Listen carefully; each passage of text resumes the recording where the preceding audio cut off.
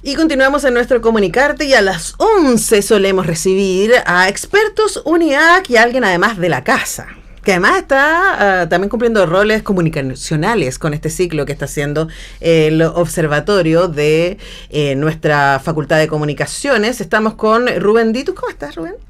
Hola, Antonella, muy bien. Muy bienvenido. Bueno, si ustedes quieren, el Observatorio Crítico de la Imagen y el Discurso está haciendo un ciclo dedicado, no vamos a hablar de eso, pero pasemos el dato, dedicado a conversar con distintos expertos y expertas respecto a la manera en que se comunican los discursos políticos en periodos eleccionarios. Ahí está. Así es. Lo dije bien. Muy bien. Y ya hay un primer capítulo con Cristian Leporati. Así es, que está en la página de la universidad. En el YouTube. En el YouTube de UNIAC. Y se viene otro pronto.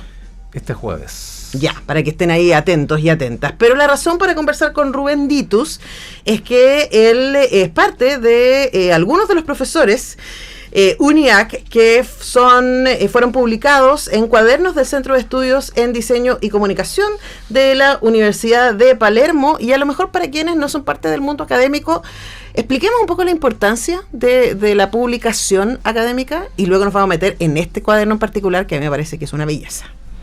Sí, a ver, en términos generales siempre es bueno publicar, aunque sea académicamente, digo académicamente para dar la lata a quienes no están muy inmersos en la nomenclatura científica, porque a través de los artículos científicos, de los papers, uno va mostrando resultados de investigación, eso permite generar discusión, debate, los colegas están al día más o menos en lo que uno está explorando, se van generando alianzas estratégicas, el lector académico dice, fulano está publicando tal cosa, yo no lo sabía, se van generando alianzas de reciprocidad, así que es una sinergia muy interesante lo que se puede dar hoy día, además en un momento en donde todas las revistas científicas además tienen una versión digital. Claro. ¿No? Quedó en el pasado esa historia de las revistas científicas en papel, en donde se veía muy mal que tuviesen una versión digital. Ahora, hoy día es al revés. Ahora, lo bueno es que eso permite que una mayor cantidad de público tenga acceso, ¿no? Porque algunos tenemos distancias con las publicaciones académicas porque pueden dejar a cierto público afuera, ¿no? Y están escritas en académico y pueden ser elitistas desde ese punto de vista, ¿no? A mí me hace más sentido que eso pueda suceder con las revistas y publicaciones científicas, porque por supuesto están hablando en un tipo de lenguaje para expertos y entre expertos, pero creo que en las humanidades uno debería hacer el ejercicio, por lo menos, claro, nosotros somos periodistas de base, así que es como que el público, no solamente el público académico, sino que el público en general también pueda ser parte de este diálogo, de esta conversación. Y mi impresión es que estos cuadernos en particular, que son publicados por la Universidad de Palermo de Argentina, y que además tienen la colaboración de UNIAC, tienen esa vocación, una vocación un poquito más abierta. Sí, estamos hablando precisamente de esta revista, una revista académica de la Facultad de Diseño y Comunicación de la Universidad de Palermo, que publica permanentemente varios números al año, indexada en cielo, ¿no? Que le da cierto prestigio y nivel académico, y que desde hace ya 7 años comenzó con un monográfico denominado El Camino de la Heroína, que es una línea de investigación desarrollada por los profesores Gabriel Los Santos y Tomás Sidwart de la facultad.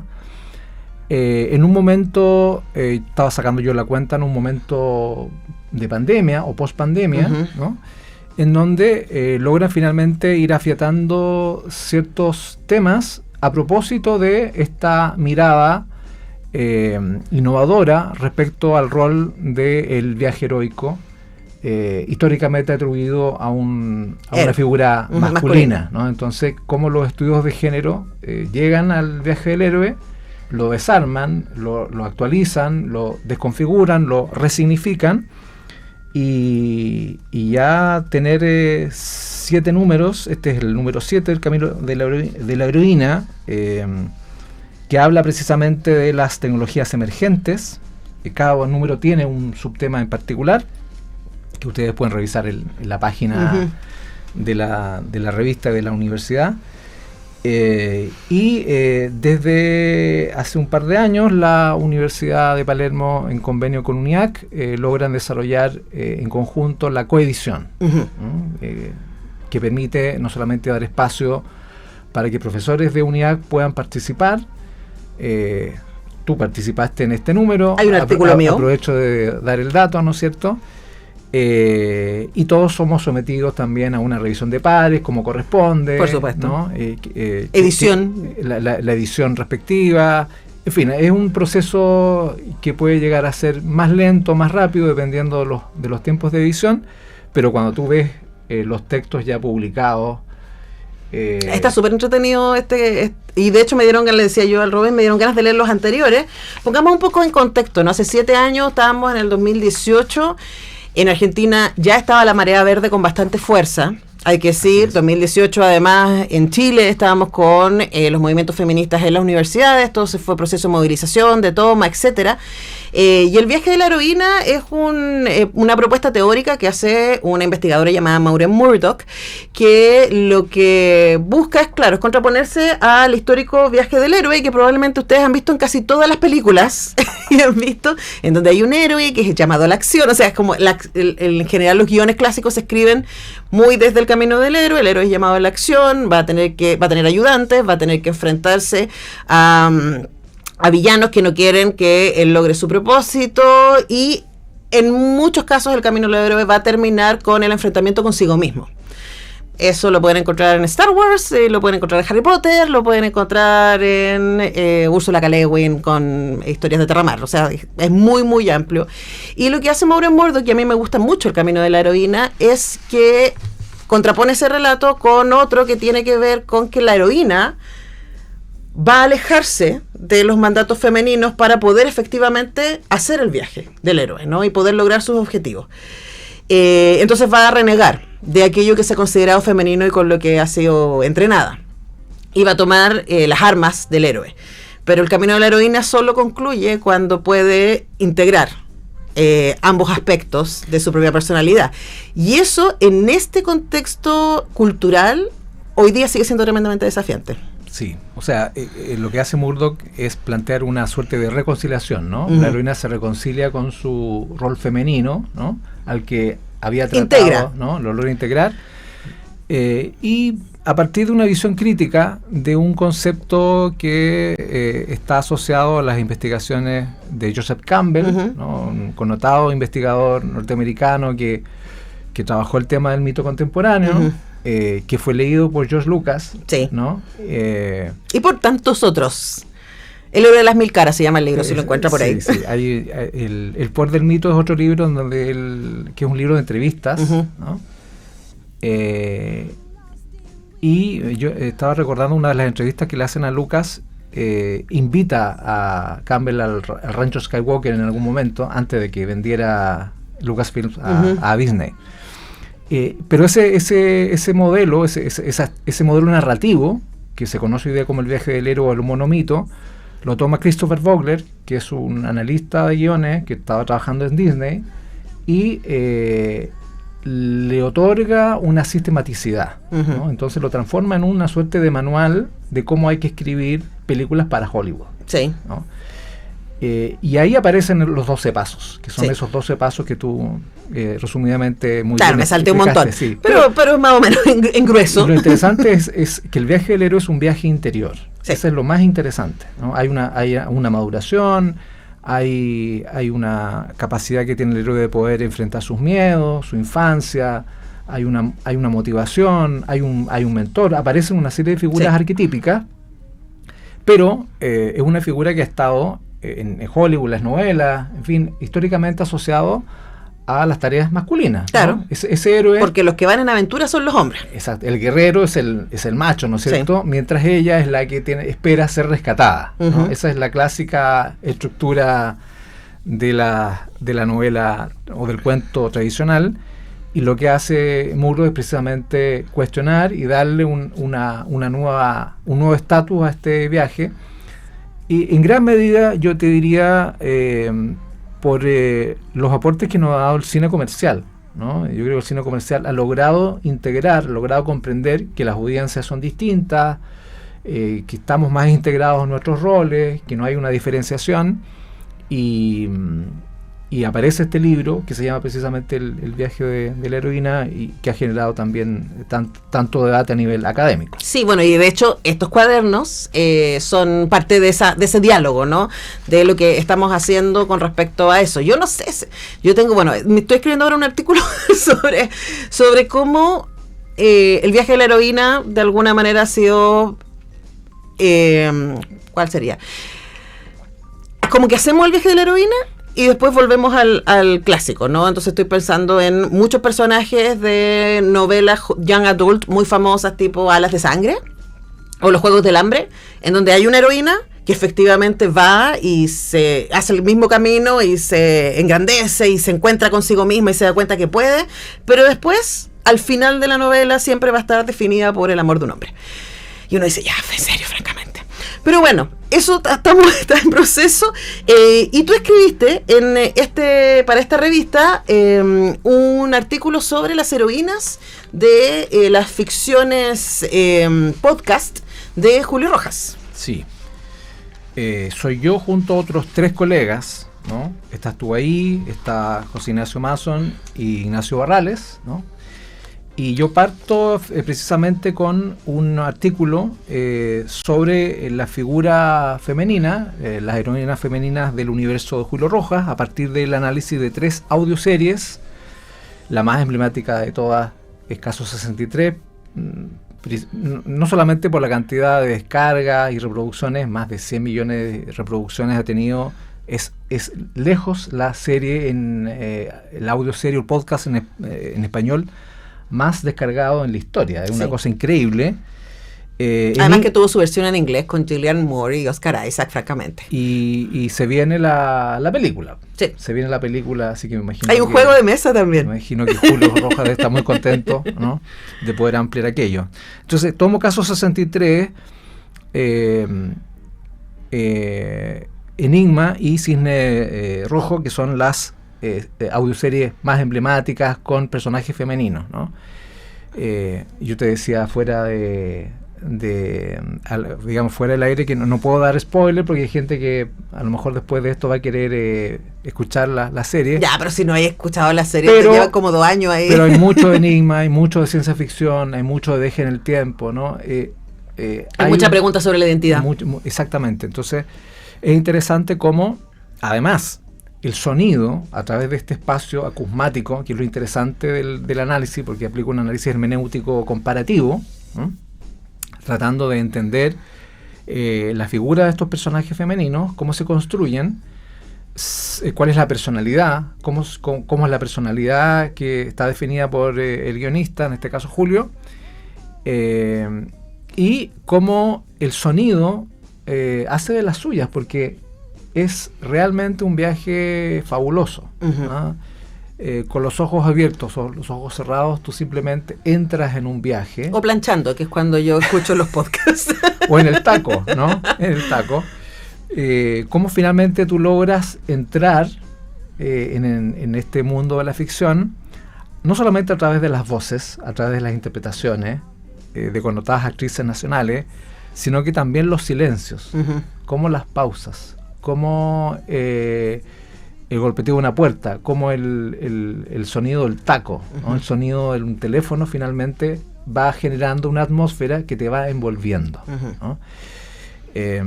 No me había tocado particularmente analizar podcast. Creo que siempre ha sido el hermano pobre de la ficción, hermano pobre en el sentido de que estado desarrollado, pero hay pocos investigadores que les interese analizar sonido. Claro, porque pienso en términos como de público, hoy día vivimos una época dorada del podcast. Pero el punto de vista... Parte de ello también gracias a Caso 63. Sí. Entonces, yo creo que la academia está en deuda. Es que hay que decir, la academia latinoamericana, lo digo acá desde la academia, tiene una deuda importante acá en nuestra parte del mundo con los estudios culturales. Yo siento, ¿no? Con analizar seriamente con los instrumentos que tenemos desde la academia la cultura pop. Y el podcast sin duda es parte de la cultura pop. Sí, y... Ahora mi opinión, ¿eh? Sí. Es que además estaba haciendo memoria respecto a los estudios de cine, solamente en Chile, y siempre el aspecto menos analizado es el sonido. Estamos hablando de las películas. Además, sí. ¿no? Se analiza la construcción de los personajes, el tema narrativo, el discurso, análisis de contenido. Diseño de sonido es raro. Sí, pero diseño de sonido, raro. Y si se incorpora muy al final, muy superficialmente. Incluso la propia semiótica metodológicamente es bien pobre en los recursos que puede entregar. Muchas veces se hace una relación con el análisis visual, pero que no efectivamente no es equivalente. Entonces hay nuevos conceptos como lo acusmático, ¿no? No es lo acústico, porque lo acusmático tiene que ver con el diseño. Lo acusmático es como yo, a partir de esos tacones que escucho, que no son tacones, sino generados en postproducción, finalmente esos efectos de sonido a mí me van envolviendo y me van abriendo la puerta a un viaje que es verosímil. Sí, además que la gracia de la ficción sonora, que es la misma gracia que tiene la radio, antes de estas camaritas, ¿no? Es que es el medio de la imaginación. Entonces, estos personajes que tú analizan, y además que son poco descritos físicamente. Así es. Entonces, claro, uno puede pensar en las actrices que uno reconoce, pero si uno no las conoce, los personajes podrían verse de cualquier manera como uno quiere en la cabeza, porque no dicen, como a veces en la literatura, y ella era delgada o curvilínea y tenía el pelo liso y rojizo, no sé. Y eso también me parece que a mí que es muy interesante, porque los mundos que nos presentan, los personajes que nos presentan, quedan a absoluta discreción de la imaginación propia. Así es. Hay un artículo por ahí que fue enviado para revisión, que no lo voy a comentar porque no está publicado, en donde yo me hago cargo de solo Caso 63. Y es interesante porque... Igual son varias temporadas. Son 3 temporadas. Sí, son 30 episodios en total. Y son bastante enredados. Pero fíjate, qué curioso, porque en esa búsqueda... Es un artículo que yo presenté a fines del año pasado, que los procesos de revisión son muchas veces eternos. Bueno, ese artículo está ahí, pero en el proceso de revisión de estado de arte me doy cuenta de que el caso 63 no ha sido analizado. No había sido analizado, y estamos hablando de una serie emblemática. Pero... Y ahí empiezo a hacerme las preguntas, ¿qué pasa en la academia? Estudio cultural, te voy a decir, amigo. Oye, Rubén, se me va el tiempo, pero sí me parece interesante a propósito de lo que tú dices, para cerrar, ¿por qué te interesa a ti Julio Rojas y su producción de audioficción? A ver, yo llegué a Julio Rojas porque con un proyecto Fondesit anterior yo comencé el estudio del guión, de los guionistas. Primero, estructura narrativa del cine chileno de ficción. Después un estudio de los modelos de formación profesionales en las escuelas de guión, cómo los guionistas son formados. No hago un análisis del guionista profesionalmente, sino más bien el circuito, la atmósfera que estudian, dónde están, ¿no? Los planes de estudio en las escuelas de audiovisual que tienen guión, que son prácticamente todas, pero me voy dando cuenta que hay distintos enfoques. Y en ese proceso, claro, Julio Rojas es uno de los guionistas más interesantes. Porque antes que se hiciera famoso Caso 63, Julio Rojas ha sido el guionista histórico de el Matías Vice. Exacto. Y además de alguien que no viene precisamente de las letras. No, pues es dentista. Es dentista. Entonces, eso lo hace más curioso todavía. Y como hoy día las historias de Julio Rojas están muy vinculados a el ámbito de la inteligencia artificial, de las historias futuristas distópicas, con viajes en el tiempo, con un planteamiento ético que le da un valor a toda la producción que él ha generado. Ha publicado un par de libros, ¿no? Hay una novela ahí que está dando vuelta. Espérate, ha publicado 4 libros. Y el último de ellos no es ficción. Quisiéramos que fuera ficción, pero no es ficción, que se llama El fin del futuro. De hecho, el primer programa de Comunicarte estuvo Julio Rojas acá hablando de ese libro. Y dándome mucha angustia. Que es como se fue planteado como un manual. Como un manual para sobrevivir a la rebelión de los robots. Exactamente. Que, ojo, lo peor es que está muy bien investigado. Entonces uno dice, a ver, ¿en serio? Y sí, pues en serio. Consíganse el libro, escuchen Caso 63, Enigma, El Cisne Rojo. Igual yo quiero mucho a Julio Rojas y encuentro que es un genio. Así que qué bueno que se ha investigado académicamente. Y para cerrar, ¿dónde la gente que ahora se entusiasmó y que quiere leer tu artículo, y quizás también el mío, ¿por qué no? Yo escribí sobre mandatos de tendencias en redes sociales que esconden, tiene un nombre más taquilla, pero que esconden, se llama La domesticación algorítmica del género, Clean Girls, Hombres de Valor y la disonancia del camino de la heroína. Oye, hay un enlace para entrar a la revista, que no me lo sé de memoria, obviamente, es bastante largo, pero si ustedes googlean la revista Cuadernos de Universidad de Palermo, van a dar o debieran dar con todos los números que están publicados allí. Uh-huh. Bueno, ponen... Camino de la Heroína. Claro, o ponen Cuaderno 283, que así se llama de Universidad de Palermo, y les va a aparecer. Rubén Ditus, muchas gracias por venir a vernos acá a Radio Unión. Y léanlos. Sí, están divertidos los artículos, hay que decir. Y no están en difícil académico, están súper accesibles, están divertidos. Nosotros vamos a la pausa y al regreso vamos a estar hablando con Gerardo Jara de libros. Vamos a seguir hablando de libros. Muy bien. No se lo pierdan.